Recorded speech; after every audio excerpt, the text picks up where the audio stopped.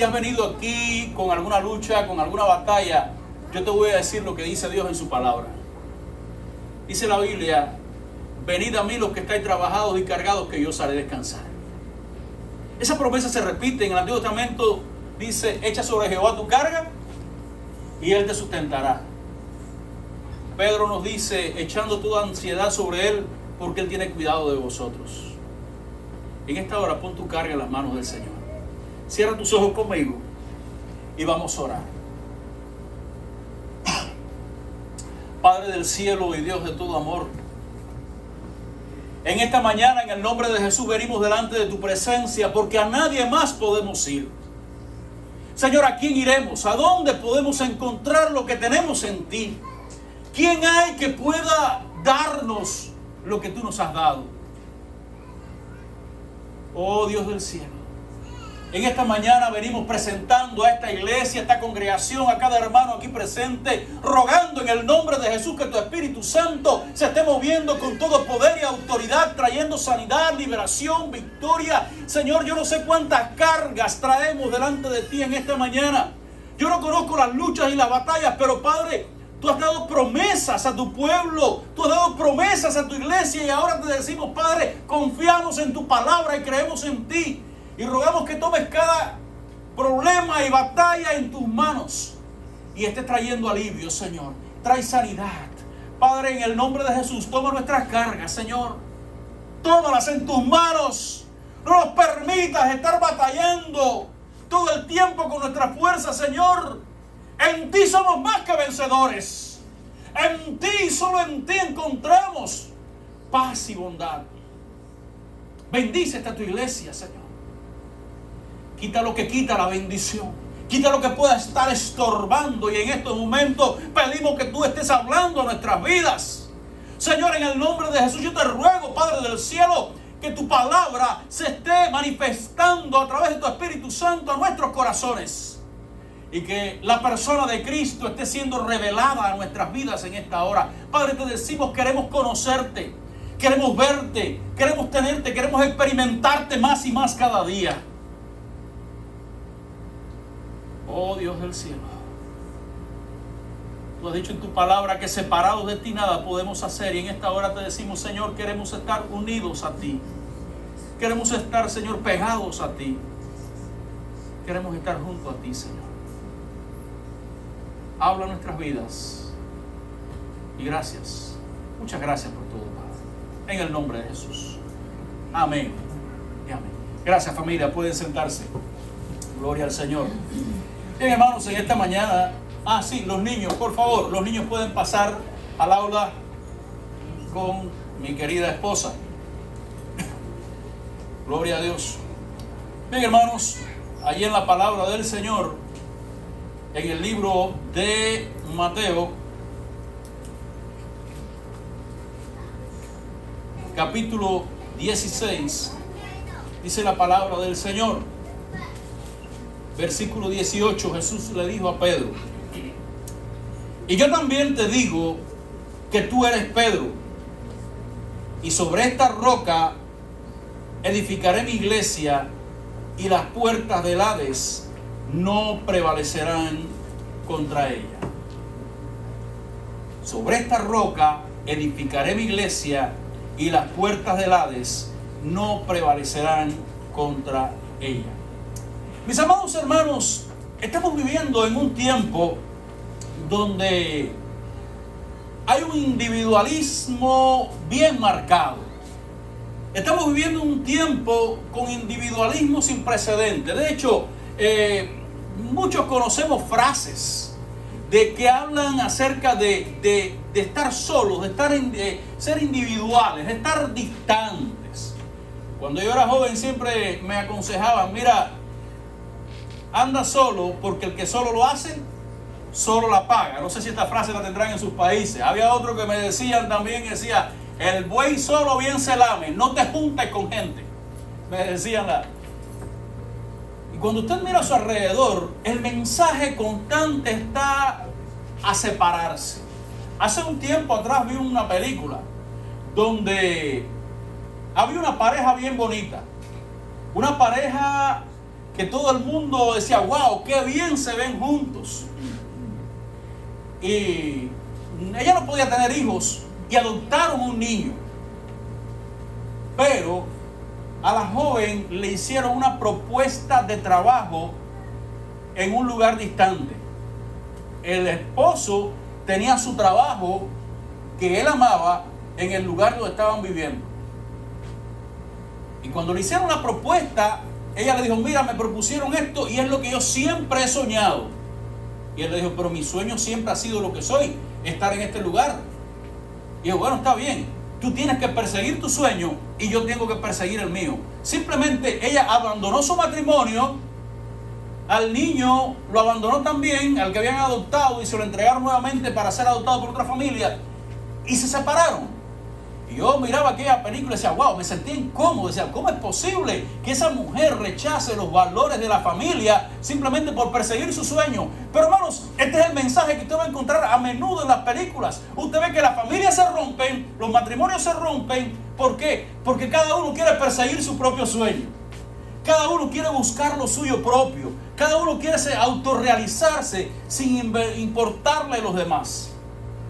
Y sumándole a todo esto, tenemos ahora un invento tecnológico que de una manera es bueno, pero por otro lado es un problema. Y me refiero al teléfono. Es triste cuando usted ve a las personas, no solamente a los niños, usted ve a los adultos centrados con su teléfono, mirándolo donde quiera que estén, no se comunican, no se relacionan, no interactúan con los demás, simplemente enfocados en su teléfono. Es triste que desde que nacen los niños lo estamos enfocando y le estamos dando un teléfono. Yo hablaba con unos hermanos, una hermana hace un tiempo atrás, una niña pequeña, estaba llorando, tenía 1 año o 2 años, no recuerdo, estaba llorando y estaba en un coche y cuando empezó a dar gritos, simplemente le dio el teléfono. Le dije, pero tú sabes que eso le hace daño. ¿Y sabes cuál fue la respuesta? ¿Qué otra cosa voy a hacer? ¿Cómo que otra cosa vas a hacer? ¿Sabes que le estás dañando a tu niño? Lo estás llevando a ser un zombie. Y simplemente, ¿qué otra cosa voy a hacer? Hermanos míos, estamos viviendo tiempos donde las personas se están centrando en sí mismos sin importar lo que está a su lado. Pero Dios, en su palabra, hermanos míos, nos habla de una familia que tiene que estar unida, una familia que tiene que interactuar, y me refiero a la familia de la fe. Me refiero a la iglesia. Es triste, hermanos, porque el diablo está teniendo un éxito tremendo a la hora de apartar a los hermanos y a las hermanas de las iglesias. ¿Cómo lo está logrando? Simplemente llevando a la gente a enfocarse en sí mismo, a enfocarse en sus logros, a enfocarse en sus metas, sin importar que Cristo vino a salvar no a un individuo, sino a una iglesia, a un pueblo. Es triste porque en los tiempos que estamos viviendo, el concepto de iglesia se está degradando. Y como resultado, a las personas ya no les interesa, a muchos no les interesa ir a los cultos, no les interesa congregarse. De hecho, esto es un problema de bien antiguo, porque el escritor de Hebreo nos dice en la palabra, no dejando de congregarnos como algunos tienen por costumbre. Ya en los tiempos bíblicos habían personas que eran cristianos y habían tenido la mala costumbre, podemos decirlo así, de no congregarse, de no reunirse en la iglesia. Hermanos, la iglesia, muchas veces pensamos, tenemos falsos conceptos con respecto a la iglesia. Algunos piensan que la iglesia es simplemente una institución humana. A veces pensamos, simplemente yo puedo ser cristiano en mi casa. Yo te voy a decir algo. Yo estoy seguro que tú puedes ser salvo en tu casa. De eso yo no tengo duda. Yo estoy seguro que tú puedes tener una experiencia con Dios en tu casa. Pero una vez que tú has tenido una experiencia con Dios y tú formas parte de la familia de la fe, es imposible que seas cristiano sin vivir en comunidad como cristiano. Sin vivir con tu iglesia, la iglesia que Cristo vino a salvar. He escuchado tantas veces esta idea. Yo soy cristiano en mi casa. Cristo no vino a salvar solamente un individuo. Cristo vino a salvar un pueblo. Cristo vino a salvar una comunidad. Hermanos, hay conceptos equivocados. ¿Cuántas veces hemos pensado, aun cuando somos cristianos, y nos referimos a la iglesia como el lugar de culto, como el templo, como el lugar donde nos reunimos? La iglesia no es el edificio. La iglesia no son sus líderes. Yo estoy seguro que ninguno de los que está aquí, si ahora yo le digo, mira, la iglesia para ti son los líderes, yo estoy seguro que conscientemente no lo decimos, no, la iglesia no son los líderes. No, conscientemente no lo hacemos, pero inconscientemente, cuando hay un problema en la iglesia o hay una necesidad en la iglesia, decimos, es el trabajo de los líderes, eso a mí no me corresponde. Como si los líderes fueran la iglesia. La iglesia no es ni siquiera el culto de adoración. La iglesia somos todos nosotros. Tenemos que ir a la palabra del Señor para nosotros poder reestructurar nuestro concepto de iglesia. Porque aún siendo cristianos, muchas veces tenemos conceptos equivocados. La iglesia no es un fenómeno social como algunos por ahí lo dicen. Cuando usted va a la palabra, usted se va a encontrar que la iglesia es un plan de Dios que lo tenía desde hace mucho tiempo. En el libro de Génesis capítulo 12, versículo 3, Dios llamó a Abraham y le dijo algo a Abraham. En el capítulo 12, en este llamado, Dios le dijo a Abraham, sal de tu tierra y de tu parentela a la tierra que yo te mostraré. Voy a hacer una nación grande y en ti serán benditas todas las naciones. Esta fue la promesa que le hizo Dios a Abraham. En ti serán benditas todas las naciones. Ahora, nos podemos hacer una pregunta en esta mañana. ¿Cómo Dios iba a bendecir a todas las naciones? ¿Qué tipo de bendición? Porque cuando estamos hablando de nosotros como seres humanos de bendición, muchas veces tenemos el concepto un poco materializado. Bendición son cosas materiales, es dinero, es casa, es carro. No, es una visión corta de lo que es bendición. Cuando Dios le dijo a Abraham, en ti serán benditas todas las naciones, el proyecto, el propósito, el plan de Dios es que este mundo conociera a Dios a través de los descendientes de Abraham. Que este mundo pudiera tener una experiencia, conocer al Dios de la palabra revelado a través de esta familia, a través de Abraham. Y nos dice la palabra de Dios que el llamamiento o el pacto que Dios hizo con Abraham lo repitió a Isaac, a Jacob su hijo, su nieto en este caso, luego a Moisés, y vemos que ese pacto se mantuvo hasta el Nuevo Testamento, donde Jesús, el Hijo de Dios, vino a este mundo. Y dice la palabra de Dios que en cierta ocasión le refirió una parábola a los principales líderes del pueblo de Israel, la parábola de los labradores malvados. Y en esta parábola Jesús ilustraba algo bien precioso. Jesús le dijo, hubo un hombre que tenía un lugar, tenía una viña, y esta viña se la arrendó a ciertos obreros para que a su tiempo le dieran el fruto, le dieran el pago, porque era simplemente una renta. Cuando llegó el tiempo acordado para que estos obreros, estos labradores, le pagaran al dueño de la viña, el dueño mandó a sus criados, a sus siervos, para que recibieran el pago. Y en esta parábola, recuerden, una parábola es una historia para ilustrar un mensaje, una historia de la vida común para ilustrar un mensaje. En esta parábola nos dice la palabra que los labradores a unos rechazaron, a otros mensajeros golpearon y a otros mataron. El dueño de la viña dijo, voy a mandar a mi hijo. A él van a respetar, a él le van a dar el fruto.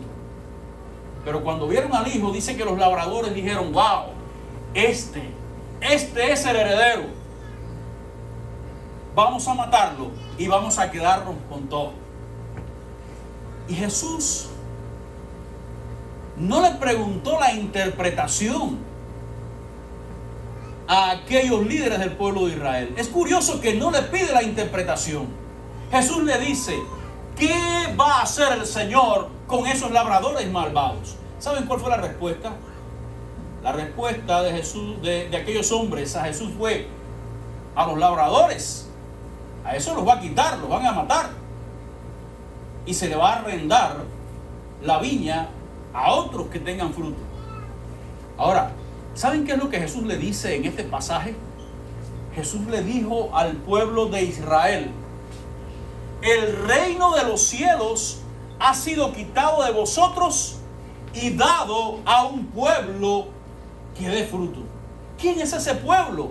En el libro de Primera de Pedro, Pedro dice: mas vosotros sois real sacerdocio, nación santa, pueblo adquirido por Dios, para que anunciéis las virtudes de aquel que llamó de las tinieblas a su luz admirable. Ahora nosotros somos ese pueblo de Dios y somos el cumplimiento de la promesa dada a Abraham. En Gálatas capítulo 3, versículos 13 y 14 dice: Cristo nos redimió de la maldición de la ley, hecho por nosotros maldición, porque escrito está: maldito todo aquel que es colgado en un madero, para que en Cristo Jesús la bendición de Abraham alcanzase a los gentiles, a fin de que por la fe recibiésemos la promesa del Espíritu Santo.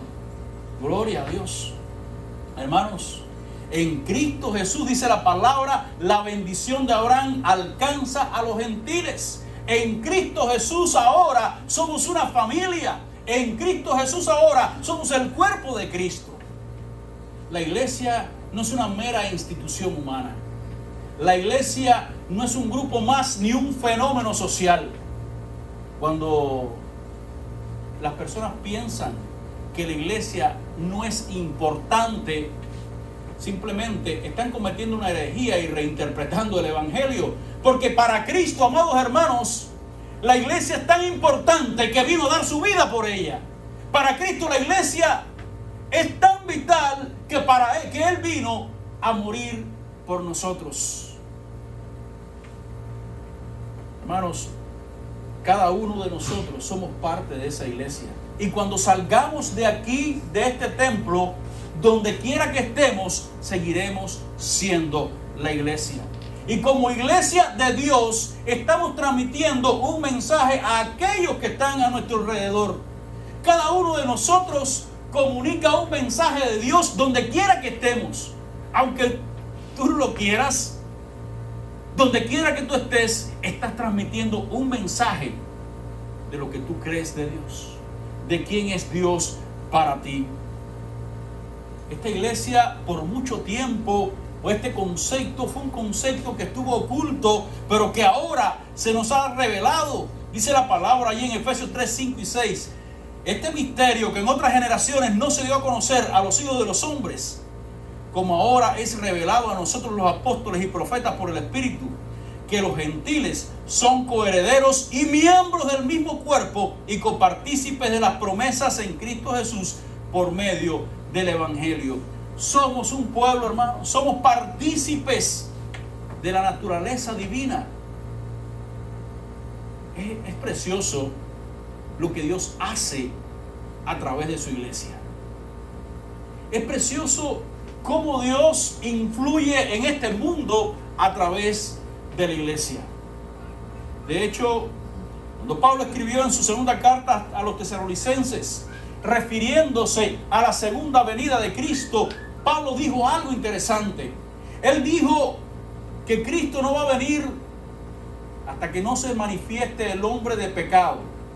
Ese ministerio de iniquidad que ahora opera en los hijos de desobediencia, dice la palabra, pero que no se ha manifestado a plenitud por una razón. La razón es que en el presente hay algo que detiene el avance de maldad. ¿Y saben qué es lo que detiene a esa maldad? El Espíritu Santo morando en medio de la iglesia de Dios. ¿Tú puedes entender esto, hermano? Tú y yo como iglesia somos parte de ese pueblo que está deteniendo el avance de maldad en este mundo, porque el Espíritu Santo está en nosotros, el Espíritu Santo se mueve en medio de nosotros y el Espíritu Santo, obrando en su iglesia, detiene ese ministerio de maldad. Pero dice la palabra que en algún momento la iglesia va a ser quitada. En algún momento la iglesia va a ser llevada al Señor y entonces vendrá la manifestación del hombre de pecado y serán momentos difíciles. Hermanos, ¿qué es la iglesia para ti? ¿Qué es la iglesia para ti? Es triste porque en lo intelectual para nosotros la iglesia es el cuerpo de Cristo, la iglesia es la familia de la fe, pero en la práctica tantas veces dejamos a un lado la iglesia, los cultos, los programas. Lo dejamos a un lado porque en la práctica muchas veces la iglesia no ocupa el lugar que debe de ocupar. Jesús, en el libro de Mateo capítulo 16, donde tuvimos la lectura devocional, hizo una declaración tremenda acerca de la iglesia. Él dijo: sobre esta roca edificaré mi iglesia. ¿Cuál es esa roca? Tenemos que ver el contexto. Jesús le pregunta a sus discípulos: ¿quiénes dicen los hombres que soy yo? Y los discípulos responden: unos Elías, otros algunos de los profetas. Pero Jesús le dice: no, a mí no me interesa lo que dicen. ¿Qué dicen ustedes? ¿Qué ustedes creen acerca de mí? Y Pedro, el intrépido Pedro, dijo algo tremendo. Hizo una declaración que ha hecho historia. Él dijo: tú eres el Cristo, el Hijo del Dios viviente. Y entonces Jesús le dice: también yo te digo que tú eres Pedro, y sobre esta roca. ¿Cuál es la roca? Esa declaración que hizo Pedro en ese momento. Tú eres el Cristo, el Hijo del Dios viviente. Dice Jesús: sobre esta roca yo edificaré mi iglesia. Hermanos, la iglesia pertenece a Cristo. La iglesia es Cristo quien la está edificando. Es Cristo quien está guiando a la iglesia. Y dice la palabra que nada se podrá interponer delante de la iglesia. Dice: las puertas del Hades no prevalecerán en contra de ella. Y algunas personas tienen el concepto de que las puertas del Hades, que la iglesia va a llegar casi ya muerta ahí a las puertas del Hades y entonces el Señor se la va a llevar. No, esa no es la idea. ¿Cuál es la idea bíblica? ¿Qué significaban las puertas? Las puertas era el lugar donde se hacían las planificaciones. En una ciudad, cuando alguien quería hacer planes, en una ciudad cuando alguien quería hacer proyectos, iban ahí a las puertas y se reunían y hacían planes y proyectos. Ahora Jesús nos está diciendo: estoy edificando mi iglesia, estoy levantando a mi pueblo y ningún plan del diablo va a poder en contra de mi iglesia, porque soy yo quien la está edificando. Ningún plan, ningún proyecto, nada que el diablo pueda hacer podrá levantarse sobre la iglesia, porque yo soy quien la estoy edificando. Hermanos míos, tú no perteneces a una institución más. Tú no perteneces a un club social. Tú no perteneces a un grupo más. Tú eres parte de la iglesia del Dios vivo. ¿Y sabes lo que dice Dios con respecto a esta iglesia? Que es la esposa de Cristo. ¿Sabes? No hay un pasaje en la Biblia. Estaba viendo hace un tiempo atrás leí un libro, hace años, un disparate.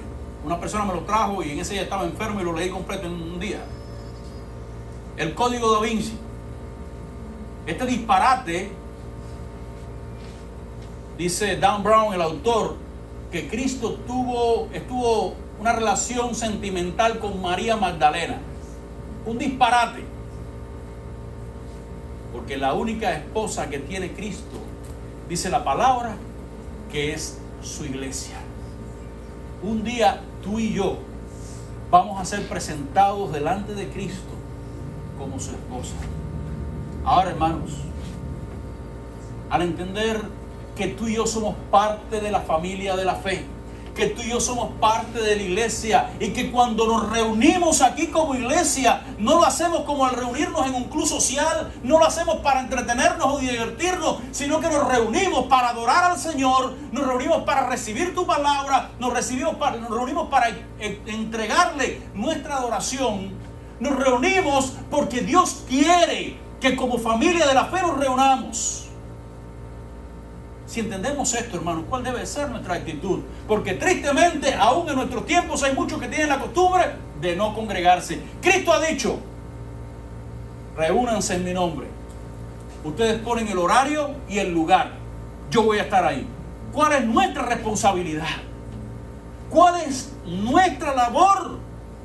Entiende, hermano mío, que el tú dejar de congregarte por razones sin sentido es pecado. El tú dejar de congregarte simplemente porque decir: ay, me dolía el dedo del pie, porque me cogió tarde. En cierta ocasión visité a una persona que, le preguntaba: bueno, ¿por qué no has ido más a los cultos? Y la respuesta que me dio es risible. ¿Sabe por qué no se congregaba?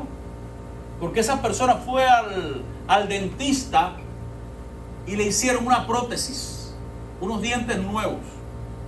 ¿Y sabe lo que me dijo esa persona? El problema es que estos no son mis dientes, no me parezco a mí. No me parezco a mí, como no soy yo. Y yo no voy a ir al culto así, para que me vean con los dientes diferentes. Se veía muy bien, los dientes están más bonitos que los que tenía antes, ¿no? Dice: yo no voy al culto porque estos no son mis dientes.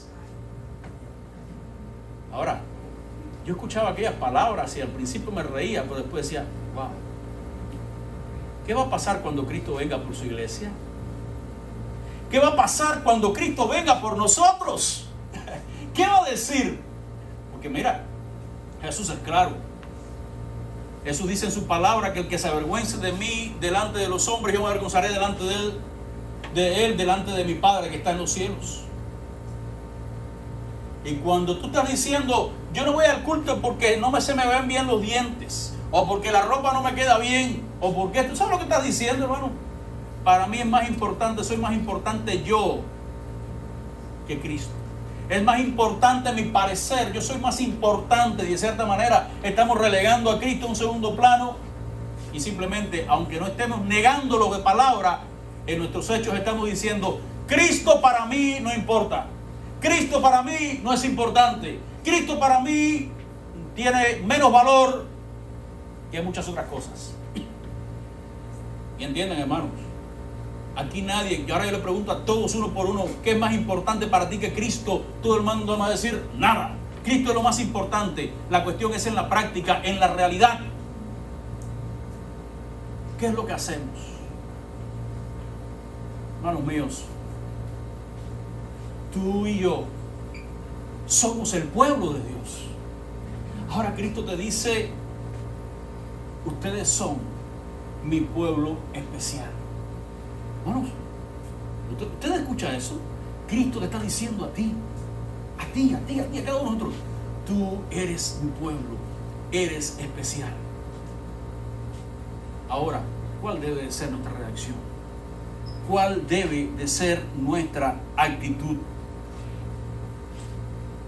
El mundo ve a la iglesia como un fenómeno que muchas veces han tratado de desaparecer o que han pronosticado que va a desaparecer. Pero recuerda, las puertas del Hades, ningún plan del demonio podrá hacer que la iglesia desaparezca. En el año 59, Fidel Castro tomó el control de Cuba y ya en el año 60 comenzó una persecución en contra de la iglesia. Y ellos hicieron una planificación: la iglesia va a desaparecer. Hay una iglesia en Camagüey donde yo fui seminarista, la segunda iglesia bautista. El pastor se llamaba Víctor, igual que yo, Víctor Ruiz, alguien a quien agradezco mucho, de quien quiero mucho y aprendí bastante. Ellos eran los pastores de esa iglesia en ese momento. Pero ellos eran personas, eran negros, prietos. Y la gente decía: en esa iglesia vamos a hacer una carbonera. Eso me lo contaban ellos. Esa iglesia vamos a hacer una carbonera. Y esos pastores van a ser los primeros carboncitos allí, decían ellos, la gente de todo el barrio. Y estaban planificando que en aquel lugar, aquel templo, hicieron planes, se hicieron cuantos proyectos. ¿Saben qué? Todos aquellos que planificaron que la iglesia iba a desaparecer, ya desaparecieron. Y la iglesia continúa allí, más viva que nunca. Aquel pastor que dijeron van a hacer los carboncitos, fue un siervo del Señor que todavía está, si le tiene como 90 y tantos años y todavía sigue sirviendo, y ahí está, porque hermanos míos, las puertas del Hades no prevalecerán en contra de la iglesia. No hay plan, no hay proyecto del diablo que pueda prosperar, porque la iglesia no le pertenece a un hombre. La iglesia no le pertenece al pastor ni a los líderes. La iglesia le pertenece a uno solo, a Jesucristo, aquel que dio su vida por ella y la compró a precio de sangre. De manera que ahora tú y yo, hermanos míos, como parte de esa iglesia, tenemos que honrar y respetar a ese Señor que dio su vida por nosotros, y respetar a esa iglesia de la que somos parte. Recuerdo, para terminar, la experiencia de un pastor amigo mío. Él tuvo un cierto problema, él me contó esta historia. Tuvo un problema en la iglesia, estaba una discusión, algo así. Y cuando terminaron la reunión, él salió con la cabeza echando humo y llegó y se encerró en la oficina y se puso a orar al Señor. Pero mira esta gente, mira esta gente lo que están diciendo. Y se puso a pelear con el Señor. Y Dios le dijo, un momentico, refresca y ves a ver lo que está diciendo. Él pudo sentir estas palabras del Señor, porque esa es mi iglesia y yo simplemente te di la responsabilidad de que tú lo guíes. Tienes que respetar a mí. Sé que hay cabezones, pero respeta, porque es mi iglesia. Y de ese momento él cambió la visión que tenía. Hermanos míos, tú y yo somos la familia de Dios. Tú y yo somos un pueblo especial. Tú y yo somos la iglesia del Dios viviente. Por tanto, hermanos míos, vivamos como tal. Reflejemos el mensaje de Cristo como tal. No dejando de congregarnos como algunos tienen por costumbre, sino como dice la palabra, exhortándonos y alentándonos, tanto más cuando vemos que aquel día se acerca. Que Dios te bendiga en esta mañana.